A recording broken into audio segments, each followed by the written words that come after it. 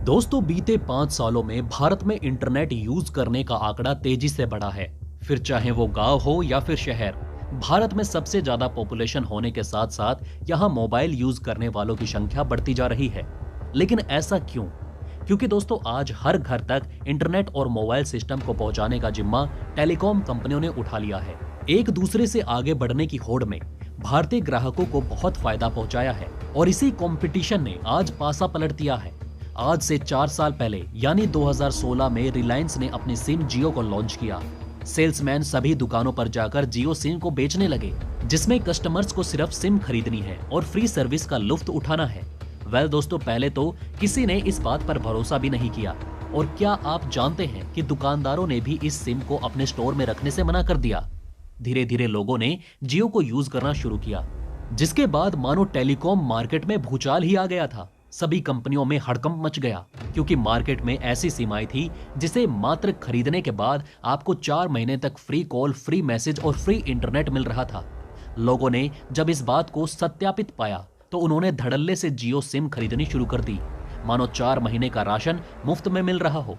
इससे जियो के सब्सक्राइबर्स रातों रात बढ़ने लगे। यहाँ तो लोगों के मजे ही मजे थे, साथ ही रिलायंस भी प्रॉफिट कमा रही थी, लेकिन दूसरी तरफ बाकी कंपनीज का तेल निकल रहा था।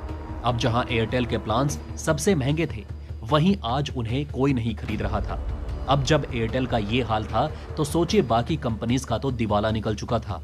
कई कंपनीज पर कर्ज इतना ज्यादा हो गया था कि वो मर्ज हो गई, तो कुछ कंपनीज ने दूसरी कंपनी को अपने सारे सामान बेच दिए।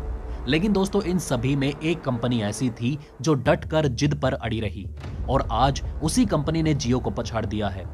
दोस्तों मेहनत करने वालों की कभी हार नहीं होती, ये इस टेलीकॉम कंपनी ने साबित करके दिखाया है।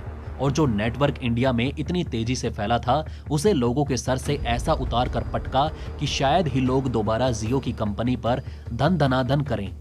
दोस्तों आज की वीडियो शुरू करते हुए टेलीकॉम के महायुद्ध के बारे में आपको सारी जानकारी देंगे, तो चलिए शुरू करते हैं आज का ये वीडियो। 2017 का 1 अप्रैल, शायद आपको याद हो, जब जियो के 4 महीने का फ्री प्लान खत्म होने वाला था, यानी आनंद खत्म। अब दोबारा से वैसे ही बिना इंटरनेट की जिंदगी, या ये कहें महंगी जिंदगी होने वाली थी। अब दोस्तों आप खुद सोचिए, जिस कंपनी के करीब 10 करोड़ सब्सक्राइबर हों, वो भला कंपनी कैसे पीछे हट सकती थी।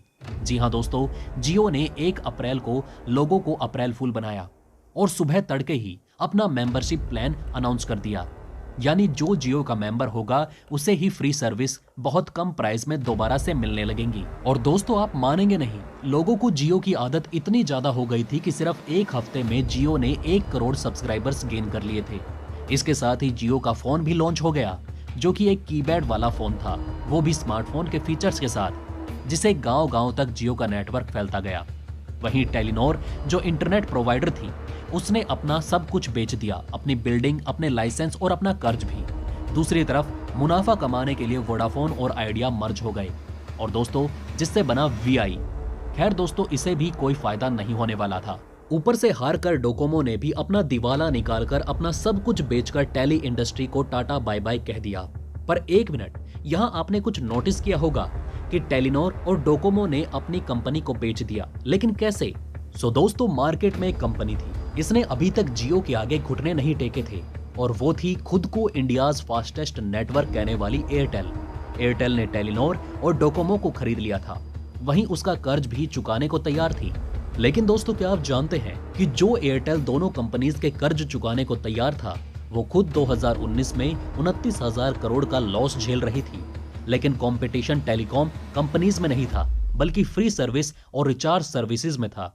जियो जहां इतने कम प्राइस में सारी सर्विस दे रहा था, वहीं एयरटेल और दूसरी कंपनीज ऐसा चाह कर भी नहीं कर सकते थे। पर भाई रिस्क है तभी तो बिजनेस है।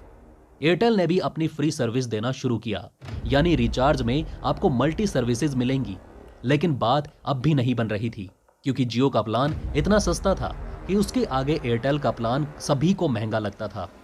इसके साथ ही जियो ने अपने डिजिटल प्लेटफॉर्म खड़े कर दिए, जैसे कि जियो सिनेमा, जियो म्यूजिक, जियो पे एक्स्ट्रा। फिर भी दोस्तों आज बाजी एयरटेल ने मार ली। कैसे? तो चलिए जानते हैं। Product service ecosystem.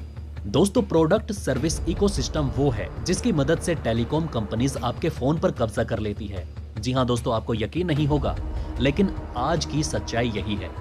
दोस्तों ये सिस्टम जियो के आने से और उसके बाद OTT प्लेटफॉर्म से शुरू हुआ है।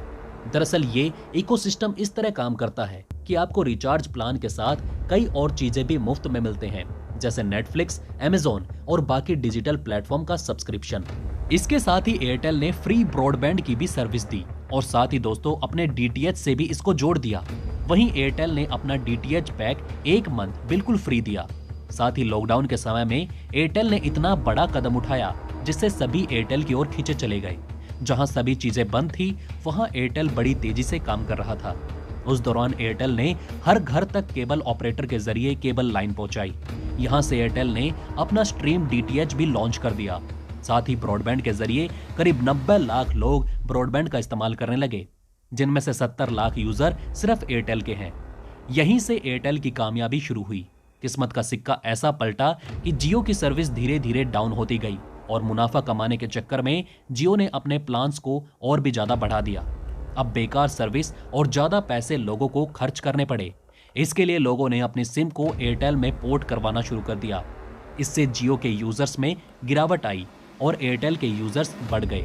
साथ ही जिन कंपनियों को एयरटेल ने खरीदा था उसके स्पेक्ट्रम भी एयरटेल को मुफ्त में मिले थे, क्योंकि दोस्तों एयरटेल उनका कर्ज उतार रही थी, जिसे रेडियो टावर्स कहते हैं, जिससे रेडियो वेव्स काम करती हैं और आपको अच्छा कनेक्शन मिलता है। इससे एयरटेल का स्पेक्ट्रम भी मजबूत हो गया और जियो का लिमिटेड स्पेक्ट्रम ठप पड़ने लगा और यहाँ एयरटेल ने बाजी मार ली। साथ ही दोस्तों देश में हर टेलीकॉम कंपनी 5G ट्रायल्स करने में लगी हुई थी। इनकी ट्रायल्स की स्पीड को देखकर अंदाजा लगाया जा सकता था कि जल्द ही देशवासियों को 5G का तोहफा मिल सकता है। हाल ही में टेलीकॉम ऑपरेटर भारतीय एयरटेल ने एक बार फिर 5G ट्रायल किया। इस दौरान कंपनी सबसे तेज 5G स्पीड हासिल करने में कामयाब रही। ट्रायल के दौरान कंपनी ने अब तक की सबसे तेज यानी कि 1000 गीगाबाइट्स प्रति सेकंड की स्पीड हासिल की। आपको बता दें कि ये ट्रायल एयरटेल ने नोकिया के साथ मिलकर मुंबई में किया था। इसे मुंबई के लोअर परेल इलाके में स्थित फिनिक्स मॉल में किया गया। यहाँ पर कंपनी ने रिलायंस जियो को भी पीछे छोड़ दिया और 1 Gbps का टॉप स्पीड हासिल किया। एयरटेल ने 5G ट्रायल के दौरान 3500 मेगाहर्ट्ज बैंड का इस्तेमाल किया। साथ ही दोस्तों सभी डिपार्टमेंट ऑफ टेलीकम्युनिकेशन गाइडलाइंस को भी फॉलो किया। कंपनी की जो हाई स्पीड यानी 1 Gbps स्पीड हासिल हुई वो अल्ट्रा लो लेटेंसी पर मिली। अगर यूजर को ऐसी स्पीड भविष्य में मिलती है तो वो 4K रेजोल्यूशन की मूवी को भी मिनटों में डाउनलोड कर पाएंगे। एयरटेल की डॉट की तरफ से हाल ही में 5G ट्रायल के लिए 3500 मेगाहर्ट्ज, 28 गीगाहर्ट्ज और 700 मेगाहर्ट्ज बैंड के लिए मंजूरी मिली है। कंपनी को यह मंजूरी दिल्ली NCR, मुंबई, कोलकाता और बेंगलोर के लिए दी गई है। डॉट चाहती है कि स्वदेशी तकनीक से ही इसके लिए इंफ्रास्ट्रक्चर को बनाया जाए।